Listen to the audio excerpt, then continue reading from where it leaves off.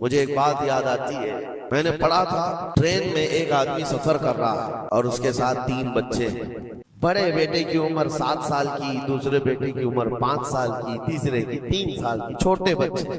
वो बंदा जब ट्रेन में सफर कर रहा हो 3 बच्चों को लेकर के, और जब बैठा हुआ है ट्रेन में, कोई बड़ा उधर से कूदता है, कोई इधर से उछलता है। ये तीनों उछल कूद ऐसी मचाए हुए हैं कि इस मुसाफिर का आराम और सुकून गारत हो गया है। थोड़ी देर तक कोई बर्दाश्त कर लेगा और उसके बाद मुसाफिर देख रहे हैं दूसरे। बड़ा मसला तो ये है कि उछल कूद तो बच्चे कर रहे हैं, बाप एक जुमला भी उनको मना नहीं कर रहा।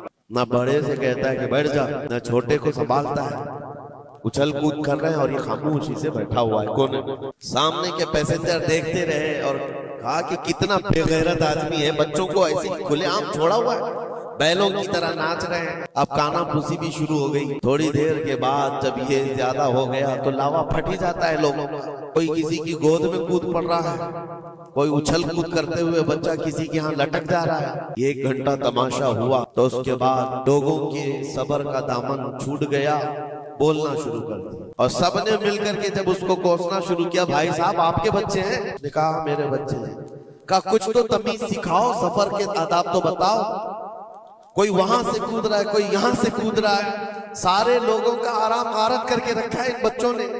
आप बाप हैं, आपको तमीज नहीं आती, आपको तरबियत का अंदाज नहीं मालूम। सबकी डांट डपट सुनता रहा और उसके बाद बड़ी देर के बाद भुर्राई हुई आवाज निकली, उसकी दर्द भरी आवाज निकली। कहा मैं इनको तरबियत अच्छी तरह से देता हूँ, तमीज भी है सब, लेकिन मसला ये है कि आज ही सुबह इनकी माँ मेरी बीवी का घर में इंतकाल हो चुका है। वो मैके गई हुई थी, ये बच्चे मेरे पास थे। मुझे सुबह खबर आई है इनकी माँ का अचानक दौरा पड़ने से इंतकाल हो चुका। मैंने अभी तक इन बच्चों को बताया नहीं कि इनकी माँ का इंतकाल हुआ। ये जितना उछल कूद कर रहे हैं, खेल रहे हैं, अभी घर पहुंचेंगे तो इनकी सारी खुशियां खत्म हो जाएंगी। ये अपनी माँ की मुर्दा लाश को देखेंगे तो सारा उछल कूद चला जाए। बस मैं इसलिए इनको इतनी देर के लिए छोड़ा था कि जितनी देर खुशी मना सके मना ले, फिर जिंदगी भर इनको माँ को खोने का एहसास तो सताता ही रहेगा।